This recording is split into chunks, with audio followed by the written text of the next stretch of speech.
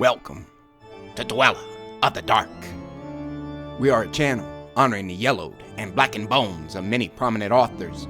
We will be digging up several obscure, strange, and forgotten authors who influenced many of the great horror, science fiction, and fantasy writers today. More tales of the horrifying, obscure, strange, and forgotten are climbing out of the tombs. Subscribe, comment, like, donate, or I'll send Thaddeus Forge to steal your heathen soul. Unknown horror masters, send us ghoulish delights for the Skull and Bones collection. Your pound of writer's flesh will continue to feed our ghouls for now. Books, websites, podcasts, in the links below. Children of Horror, Legion of Ghouls.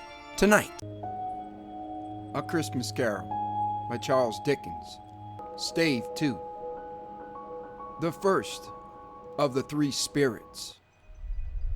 When Scrooge awoke, it was so dark that looking out of bed, he could scarcely distinguish the transparent window from the opaque walls of his chamber. He was endeavoring to pierce the darkness with his ferret eyes when the chimes of a neighboring church struck the 4 quarters, so he listened for the hour. To his great astonishment, the heavy bell went on from 6 to 7, and from 7 to 8, and regularly up to 12, then stopped. 12! It was past 2 when he went to bed. The clock was wrong. An icicle must have got into the works. 12? He touched the spring of his repeater to correct this most preposterous clock.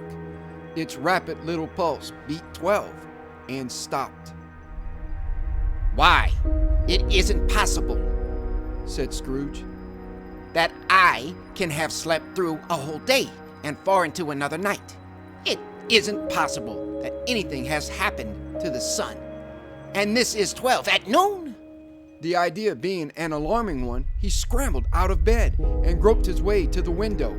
He was obliged to rub the frost off with the sleeve of his dressing gown before he could see anything, and could see very little then. All he could make out was that it was still very foggy and extremely cold, and that there was no noise of people running to and fro and making a great stir, as there unquestionably would have been if night had beaten off bright day and taken possession of the world. This was a great relief, because 3 days after sight of this first of exchange paid to Mr. Ebenezer Scrooge, or his order, and so forth, would have become a mere United States security if there were no days to count by. Scrooge went to bed again and thought and thought and thought it over and over and over, and could make nothing of it. The more he thought, the more perplexed he was, and the more he endeavored not to think, the more he thought. Marley's ghost bothered him exceedingly. Every time he resolved within himself, after mature inquiry, that it was all a dream, his mind flew back again, like a strong spring released, to its first position, and presented the same problem to be worked all through. Was in a dream or not? Scrooge lay in this state until the chime had gone 3 quarters more, when he remembered, on a sudden, that the ghost had warned him of a visitation when the bell tolled 1. He resolved to lie awake until the hour was past, and considering that he could no more go to sleep than go to heaven, this was perhaps the wisest resolution in his power. The quarter was so long that he was more than once convinced he must have sunk into a doze unconsciously and missed the clock. At length it broke upon his listening ear. Ding dong!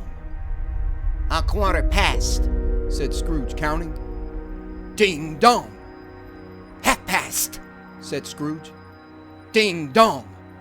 "A quarter to it," said Scrooge. Ding dong! "The hour itself," said Scrooge triumphantly. "And nothing else." He spoke before the hour bell sounded, which it now did with a deep, dull, hollow melancholy. 1.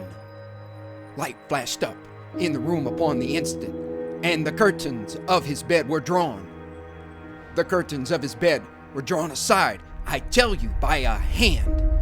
Not the curtains at his feet, nor the curtains at his back, but those to which his face was addressed. The curtains of his bed were drawn aside, and Scrooge, starting up into a half-recumbent attitude, found himself face to face with the unearthly visitor who drew them, as close to it as I am now to you, and I am standing in the spirit at your elbow. It was a strange figure, like a child, yet not so like a child as like an old man viewed through some supernatural medium, which gave him the appearance of having receded from the view and being diminished to a child's proportions. Its hair, which hung about its neck and down its back, was white, as if with age, and yet the face had not a wrinkle in it, and the tenderest bloom was on the skin. The arms were very long and muscular, the hands the same, as if its hold were of uncommon strength. Its legs and feet, most delicately formed, were like those upper members, bare. It wore a tunic of the purest white, and round its waist was bound a lustrous belt, the sheen of which was beautiful. It held a branch of fresh green holly in its hand, and in singular contradiction of that wintry emblem, had its dress trimmed with summer flowers.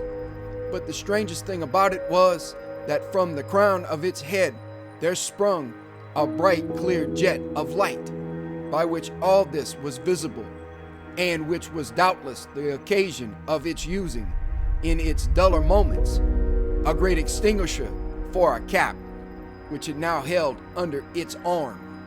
Even this, though, when Scrooge looked at it with increasing steadiness, was not its strangest quality, for as its belt sparkled and glittered now in one part and now in another, and what was light one instant at another time was dark, so the figure itself fluctuated in its distinctness, being now a thing with one arm, now with one leg, now with 20 legs, now a pair of legs without a head, now a head without a body, of which dissolving parts no outline would be visible in the dense gloom wherein they melted away, and in the very wonder of this, it would be itself again, distinct and clear as ever. Are you the spirit, sir, whose coming was foretold to me? Asked Scrooge. I am. The voice was soft and gentle, singularly low, as if instead of being so close beside him, it were at a distance.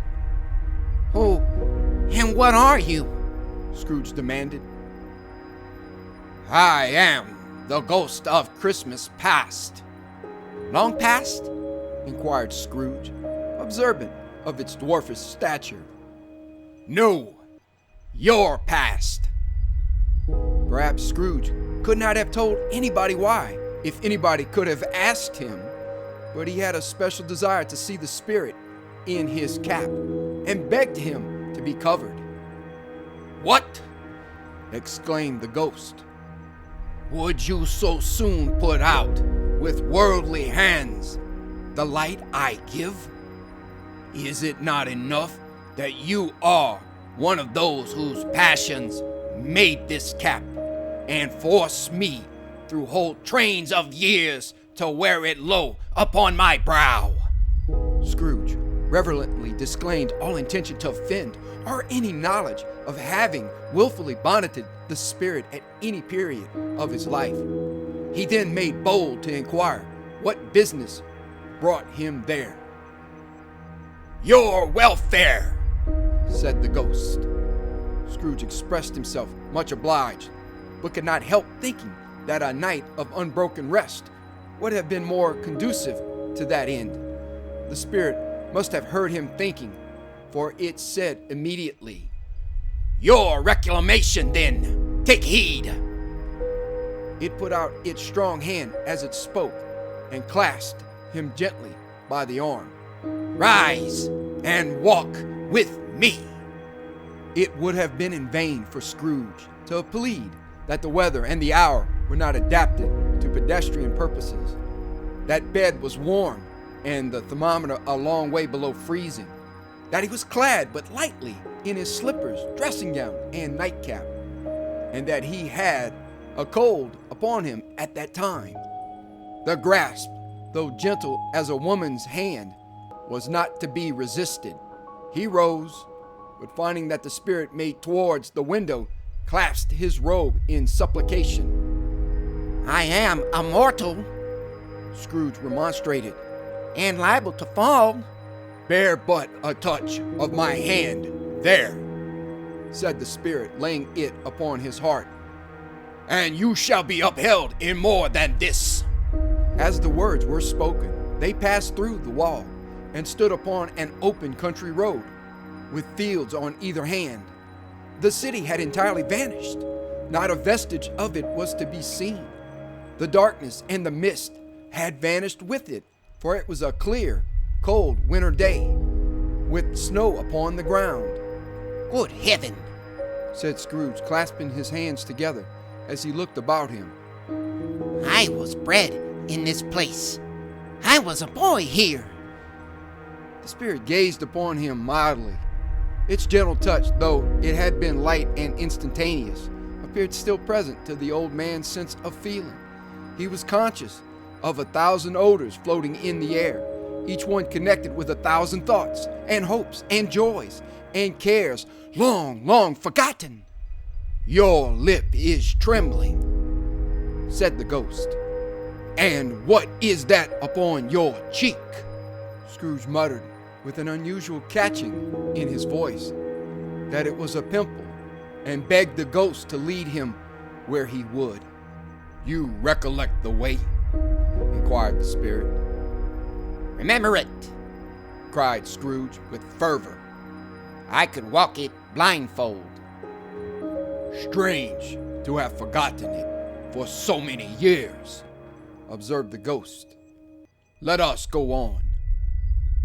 They walked along the road, Scrooge recognizing every gate and post and tree, until a little market town appeared in the distance, with its bridge, its church, and winding river.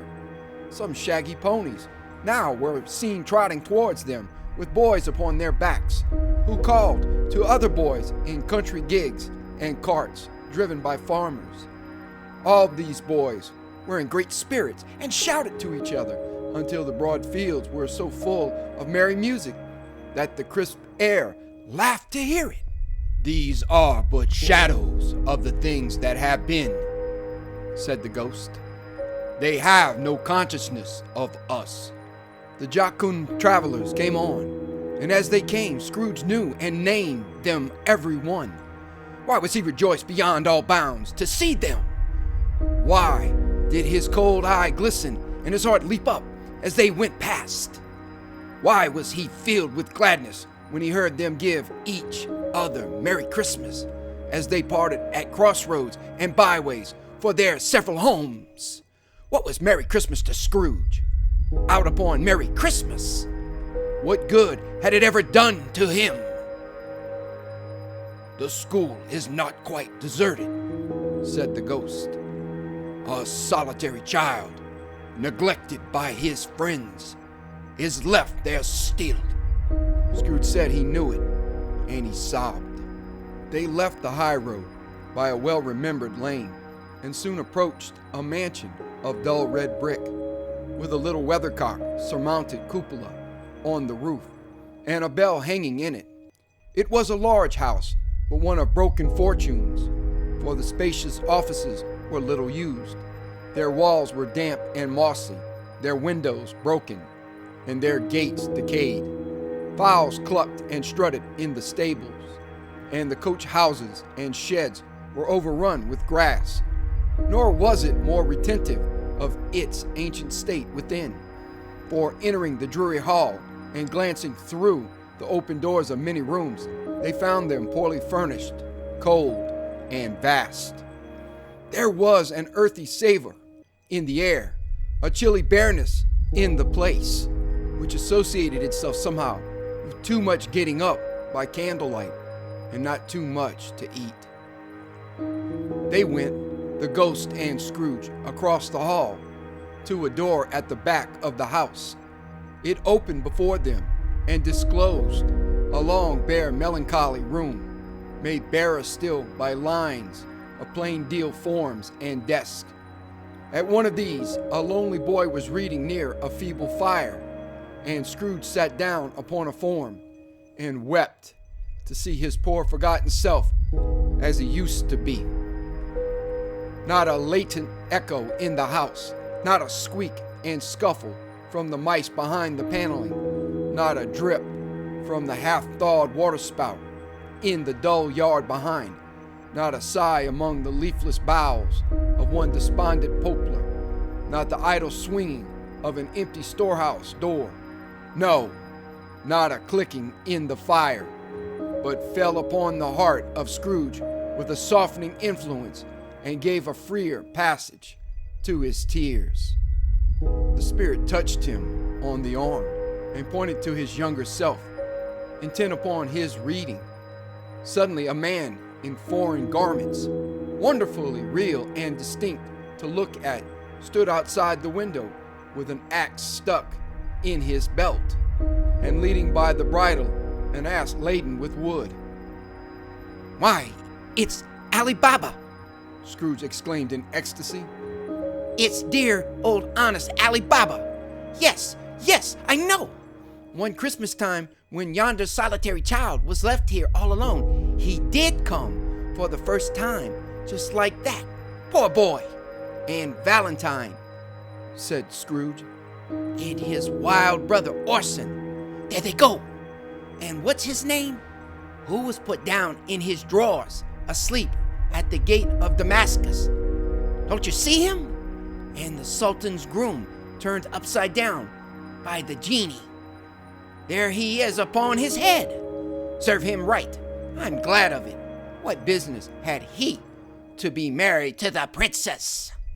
To hear Scrooge expending all the earnestness of his nature on such subjects in a most extraordinary voice, between laughing and crying, and to see his heightened and excited face, would have been a surprise to his business friends in the city indeed. There's the parrot, cried Scrooge. Green body and yellow tail, with a thing like a lettuce growing out of the top of his head. There he is. Poor Robin Crusoe. He called him when he came home again after sailing round the island. Oh, Robin Crusoe, where have you been, Robin Crusoe? The man thought he was dreaming, but he wasn't. It was the parrot, you know. There goes Friday, running for his life to the little creek. Halloa, whoop, halloo.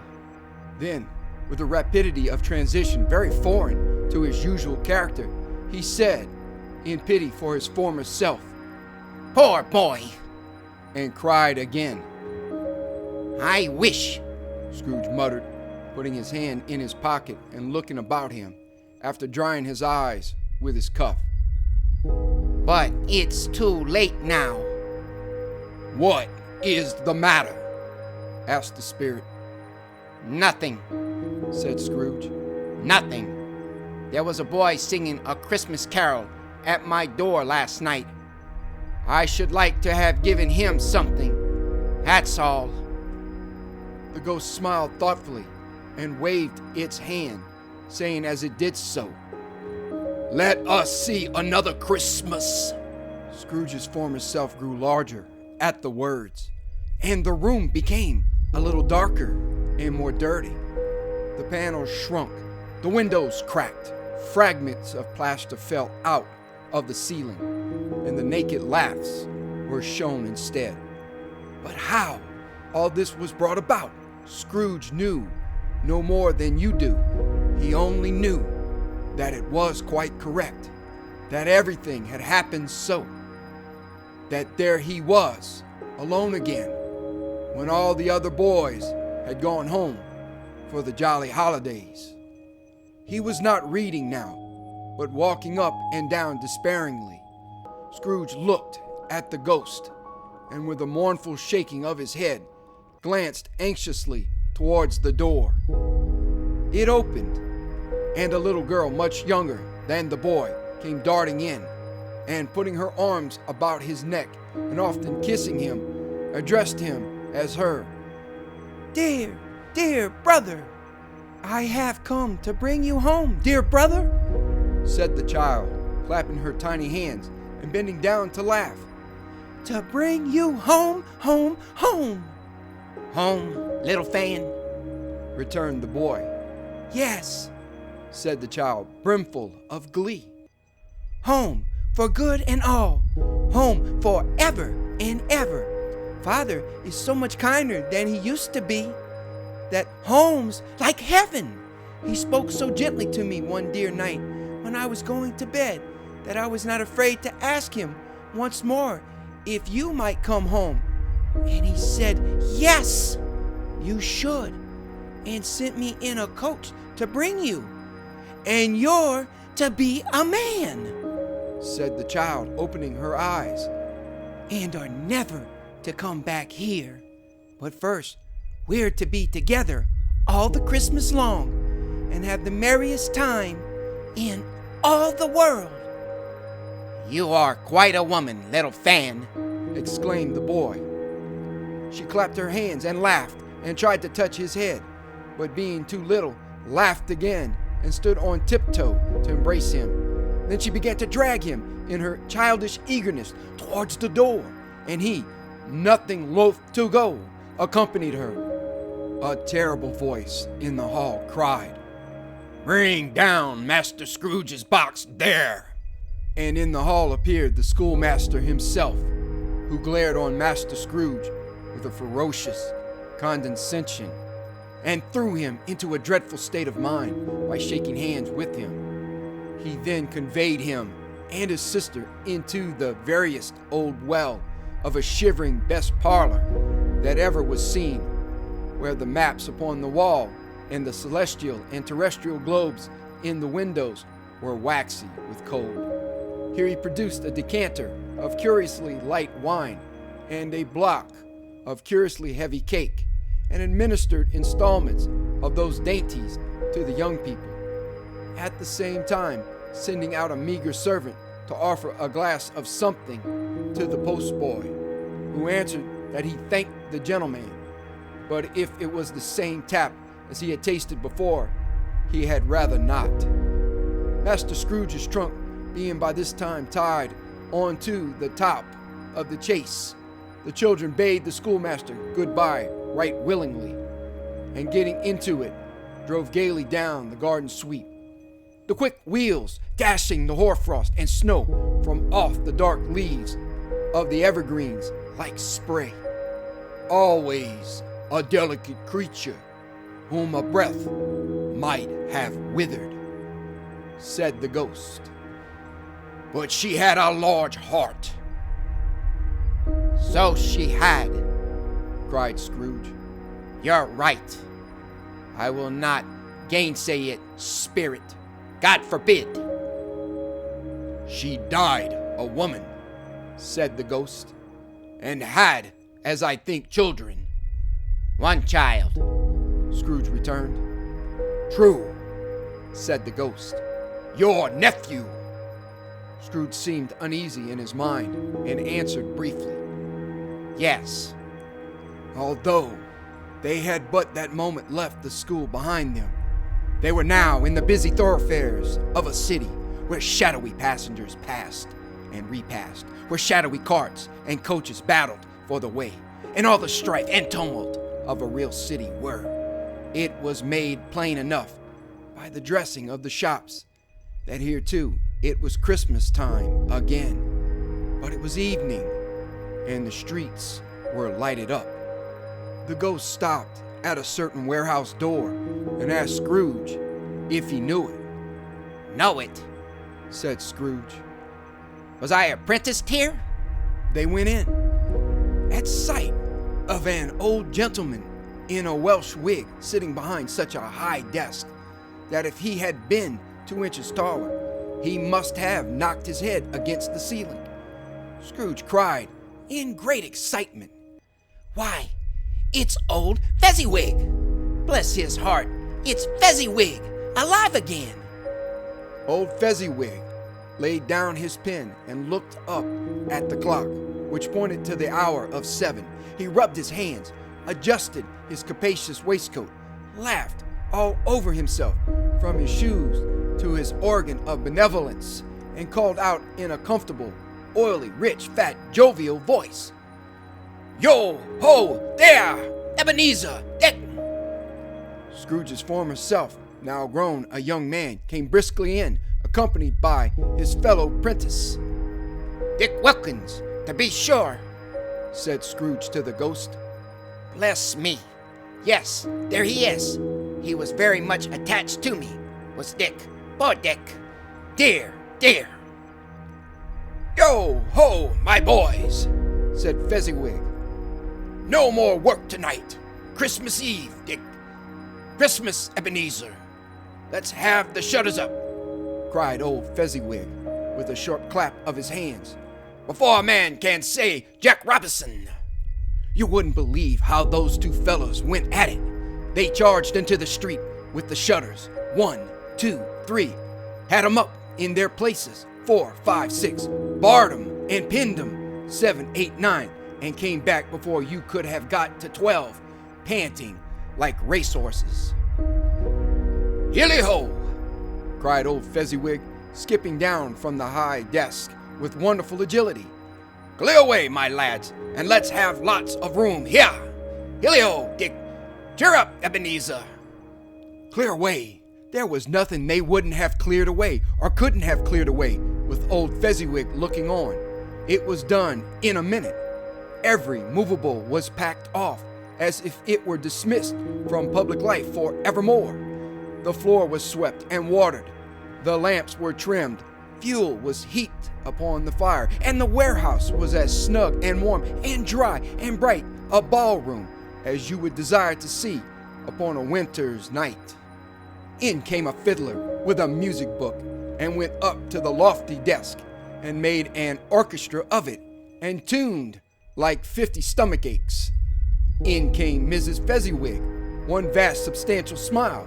In came the 3 Miss Fezziwigs, beaming and lovable. In came the 6 young followers, whose hearts they broke.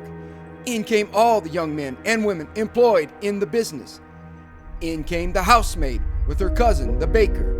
In came the cook with her brother's particular friend, the milkman. In came the boy from over the way, who was suspected of not having board enough from his master, trying to hide himself behind the girl from next door but one, who was proved to have had her ears pulled by her mistress. In they all came, one after another, some shyly, some boldly, some gracefully, some awkwardly, some pushing, some pulling. In they all came, anyhow and everyhow. Away they all went, 20 couple at once, hands half round and back again the other way, down the middle and up again, round and round in various stages of affectionate grouping. Old top couple always turning up in the wrong place, new top couple starting off again as soon as they got there, all top couples at last, and not a bottom one to help them.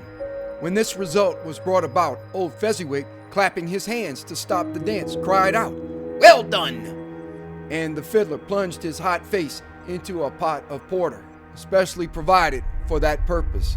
With scorning rest upon his reappearance, he instantly began again, though there were no dancers yet, as if the other fiddler had been carried home exhausted on a shutter, and he were a brand new man, resolved to beat him out of sight or perish.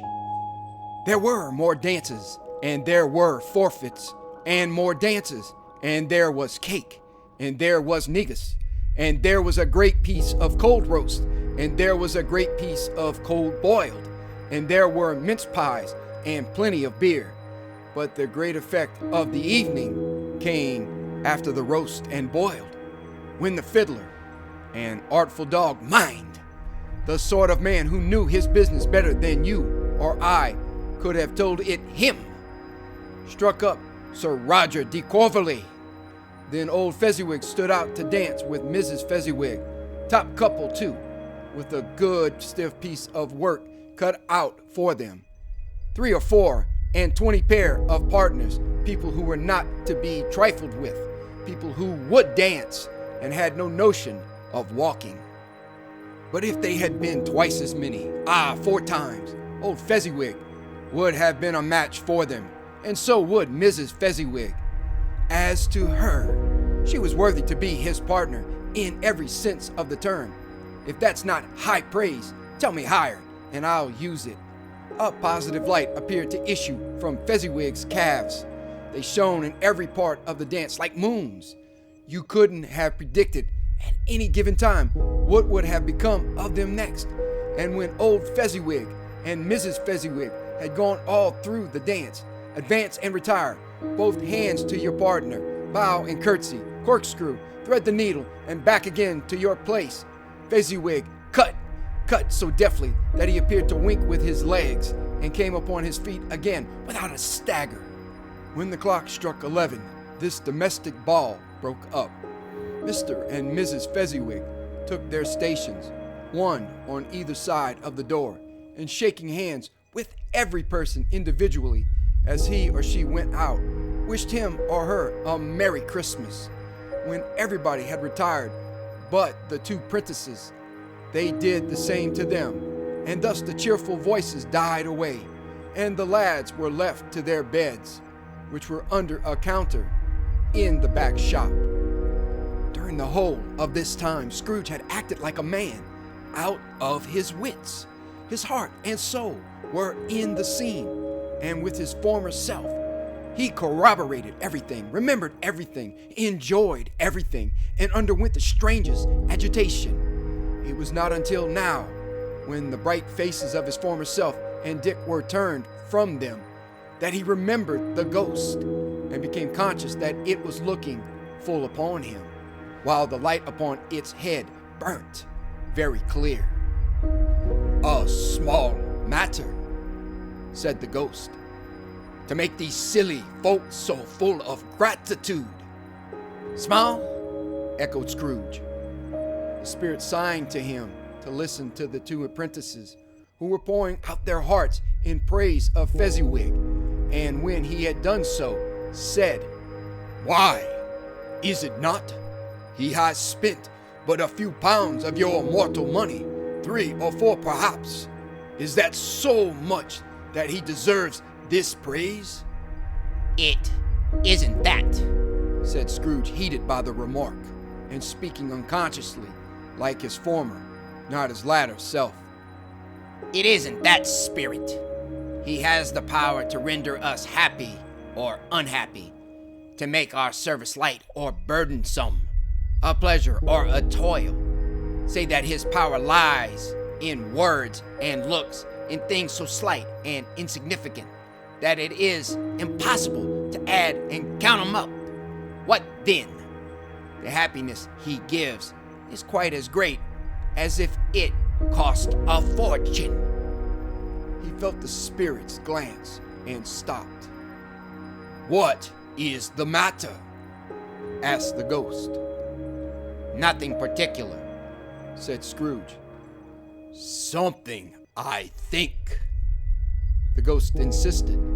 "No," said Scrooge. "No. I should like to be able to say a word or 2 to my clerk just now. That's all." His former self turned down the lamps as he gave utterance to the wish, and Scrooge and the ghost again stood side by side in the open air. "My time grows short," observed the spirit. "Quick!"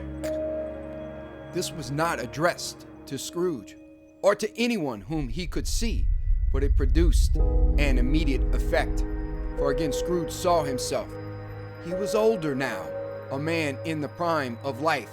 His face had not the harsh and rigid lines of later years, but it had begun to wear the signs of care and avarice. There was an eager, greedy, restless motion in the eye, which showed the passion that had taken root, and where the shadow of the growing tree would fall. He was not alone, but sat by the side of a fair young girl in a mourning dress, in whose eyes there were tears which sparkled in the light that shone out of the ghost of Christmas past. "It matters little," she said softly. "To you, very little. Another idol has displaced me, and if it can cheer and comfort you in time to come, as I would have tried to do, I have no just cause to grieve." "What idol has displaced you?" he rejoined. "A golden one." "This is the even-handed dealing of the world," he said. "There is nothing on which it is so hard as poverty, and there is nothing it professes to condemn with such severity as the pursuit of wealth." "You fear the world too much," she answered gently. "All your other hopes have merged into the hope of being beyond the chance of its sordid reproach. I have seen your nobler aspirations fall off, one by one, until the master passion, gain, engrosses you. Have I not?" "What then?" he retorted. "Even if I have grown so much wiser, what then? I am not changed towards you." She shook her head. "Am I?" "Our contract is an old one. It was made when we were both poor and content to be so, until, in good season, we could improve our worldly fortune by our patient industry. You are changed. When it was made, you were another man." "I was a boy," he said impatiently. "Your own feeling tells you that you were not what you are," she returned. "I am that which promised happiness when we were one in heart is fraught with misery now that we are two. How often and how keenly I have thought of this, I will not say. It is enough that I have thought of it and can release you." "Have I ever sought release?" "In words, no, never." "In what then?" "In a changed nature, in an altered spirit, in another atmosphere of life, another hope as its great end, in everything that made my love of any worth or value in your sight.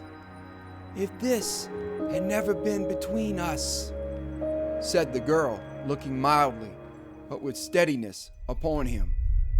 "Tell me, would you seek me out and try to win me now?" "Ah, no." He seemed to yield to the justice of this supposition in spite of himself, but he said with a struggle, "You think not." "I would gladly think otherwise if I could," she answered. "Heaven knows, when I have learned a truth like this, I know how strong and irresistible it must be. But if you were free today, tomorrow, yesterday, can even I believe that you would choose a dowerless girl? You who, in your very confidence with her, weigh everything by gain?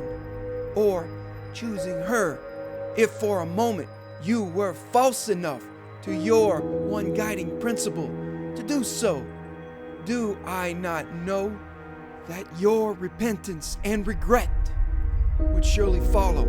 I do, and I release you with a full heart for the love of him you once were." He was about to speak, but with her head turned from him, she resumed. "You may. The memory of what is past half makes me hope you will have pain in this, a very, very brief time, and you will dismiss the recollection of it gladly as an unprofitable dream from which it happened well that you awoke. May you be happy in the life you have chosen." She left him, and they parted. "Spirit," said Scrooge. "show me no more. Conduct me home. Why do you delight to torture me?" "One shadow more," exclaimed the ghost. "No more. Cried Scrooge. No more. I don't wish to see it. Show me no more." But the relentless ghost pinioned him in both his arms and forced him to observe what happened next. They were in another scene and place, a room not very large or handsome, but full of comfort. Near to the winter fire sat a beautiful young girl, so like that last that Scrooge believed it was the same, until he saw her, now a comely matron, sitting opposite her daughter.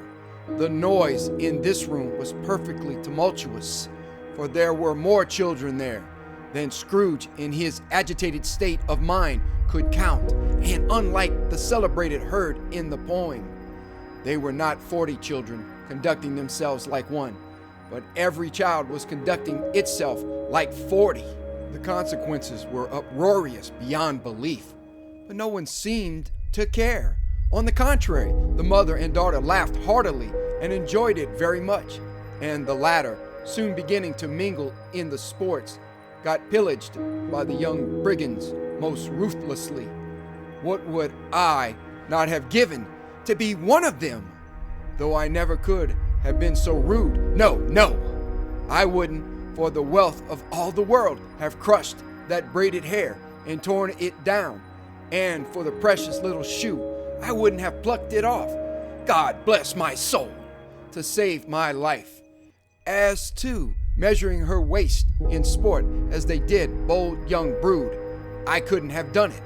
I should have expected my arm to have grown round it for a punishment and never come straight again. And yet I should have dearly liked, I own, to have touched her lips, to have questioned her, that she might have opened them, to have looked upon the lashes of her downcast eyes and never raised a blush, to have let loose waves of hair, an inch of which would be a keepsake beyond price.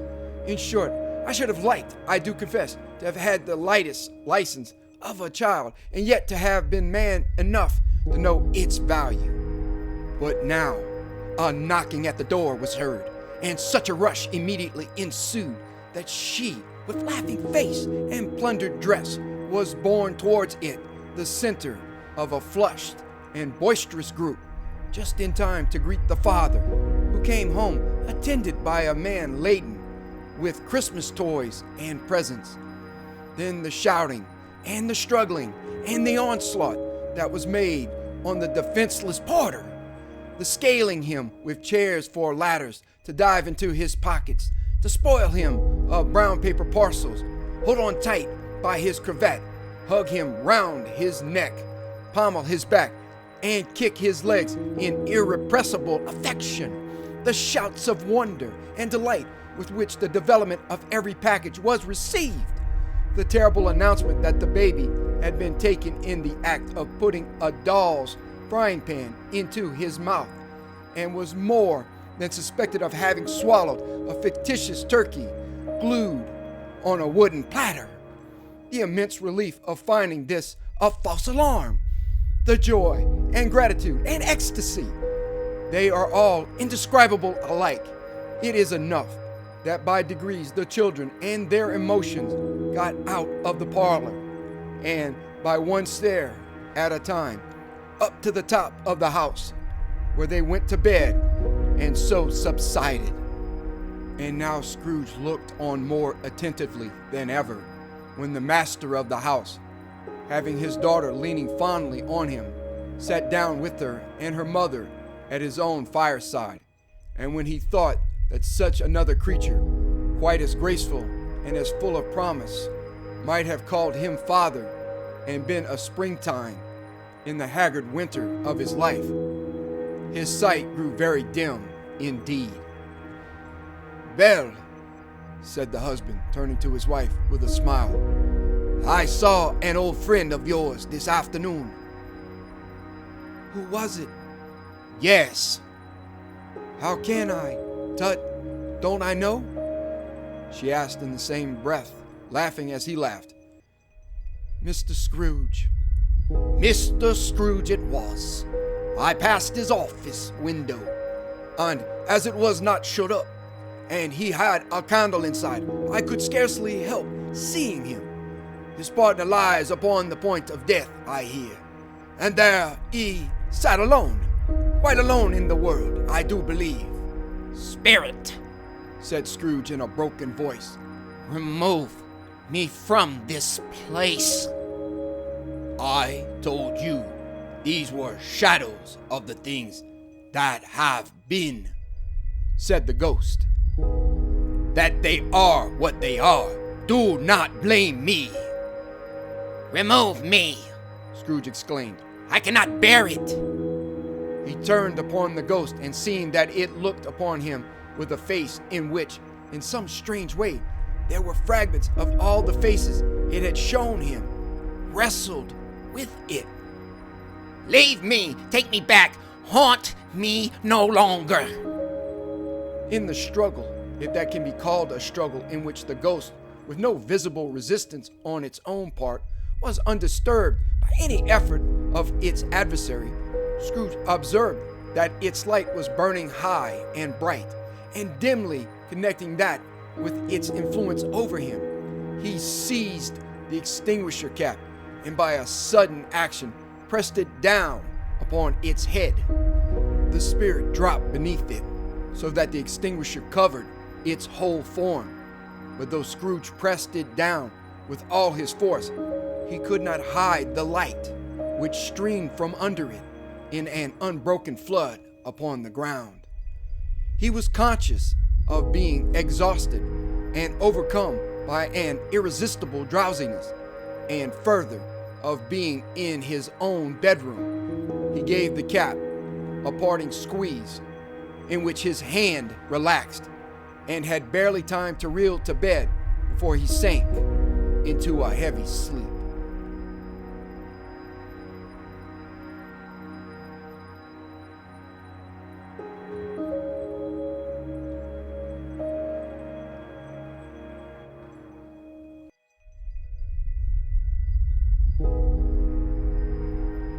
Thank you for listening.